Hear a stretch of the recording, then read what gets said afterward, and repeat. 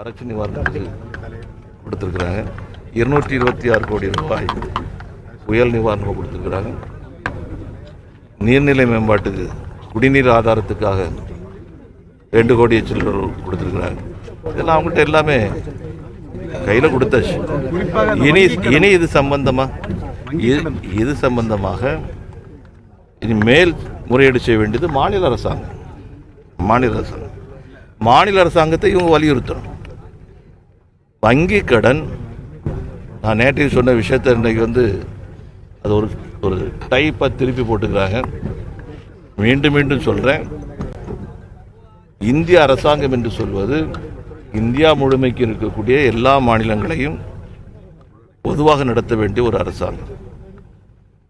நான் மரியாதைக்குரிய ஐயா கண்ணு அவர்கள் நம்மகிட்ட வரும்போது மாநில அரசாங்கத்தின் மூலமாக இதை பரிந்துரை பண்ணுங்க அப்படின்னு நான் சொல்லுவேன், இந்த கருத்துக்களை சொல்லுங்க அப்படின்னு.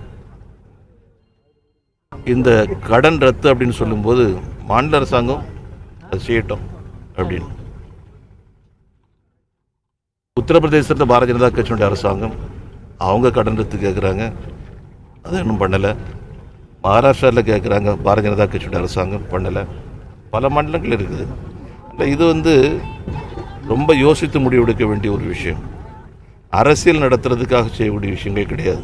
விவசாயிகளுடைய உண்மையான நிலை மேம்படுத்தக்கூடிய வகையில், பல்வேறு பிரச்சனைகளை தீர்க்கக்கூடிய வகையில் யோசித்து செய்ய வேண்டிய ஒரு விஷயம். இது ஒரு போராட்டத்தை நடத்தி எல்லாமே பண்ண முடியும்னு சொன்னதுன்னா எனக்கு தெரியல. அது போராட்டத்தில் குறிப்பாக வங்கி மேலாளர்கள் ரொம்ப அவமானமாக பேசுகிறாங்க வாடிக்கையாளர்களை, இதெல்லாம் சொல்லியாச்சுங்க. இதுக்கு அந்த துறையினுடைய அமைச்சர் சொல்லியிருக்கிறாரு, நிதித்துறையினுடைய அமைச்சர் சொல்லியிருக்கிறாரு.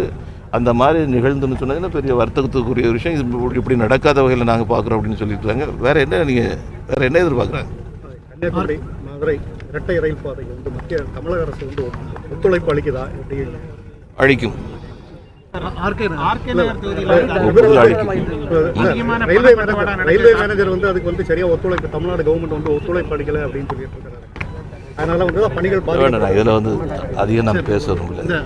ஆர்கே நகர் தொகுதியில் அதிகமான பணப்பட்டுவாடா தேர்தலை நிறுத்தணும்னு பிஜேபி கோரிக்கை விடுக்கணும். எதுக்கு தேர்தல் நடத்தணும்? பணம் கொடுக்க ஏங்க பணப்பட்டுவாடா நடத்துறதுன்னா முழு அதிகாரம் தேர்தல் ஆணையத்துக்கு இருக்குது. எல்லா கட்சிகளையும் கட்டுப்படுத்த வேண்டிய அதிகாரம் அவங்க கையில் இருக்குது. அவங்க அதை பயன்படுத்தட்டும். கட்டுப்படுத்த முடியாத ஒரு சூழ்நிலை ஆர்கே நகர் தொகுதியில் இருக்குங்கிறத அதப்பா அறிவிக்கட்டும். அறிவிக்கட்டும். அதுக்கப்புறம் என்ன பண்ணணும்? பணப்பட்டுவாடை தடுக்க முடியல, மாணவர்களால் புரட்சி ஏற்படுத்தி அந்த பணப்பட்டுவாடை தடுக்கலாம் அப்படின்னு தமிழக சொல்லியிருக்கிறாங்க.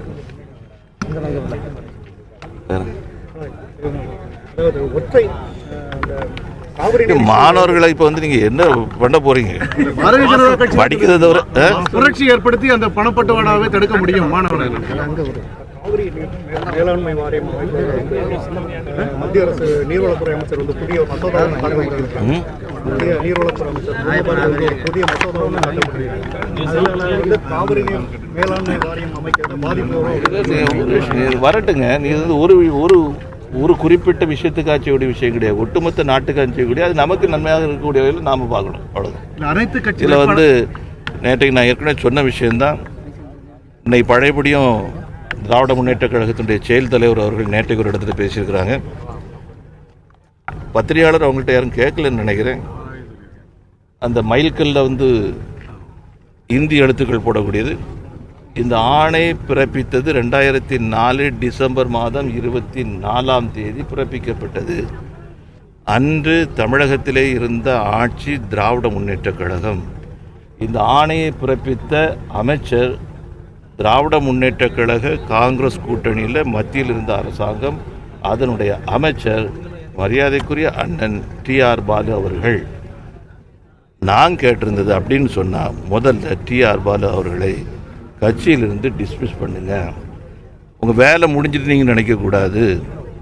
ஏன்னு சொன்னால், திராவிட முன்னேற்ற கழகத்துடைய அமைச்சர்கள் எந்த வழிகாட்டுதலில் செயல்பட்டார்கள் என்று சொன்னால், முழுக்க திராவிட முன்னேற்ற கழகத்தினுடைய வழிகாட்டுதலில் நடந்தாங்க. அப்படின்னு சொன்னால், தமிழ்நாட்டில் ஹிந்தியில் எழுத வைக்கக்கூடிய அழுத்தம் கொடுத்தது 2004 டிசம்பர் 24, 2006 அப்போல்லாம் கொடுத்தவங்க. அப்படின்னா கட்சியை கலைக்கணும்.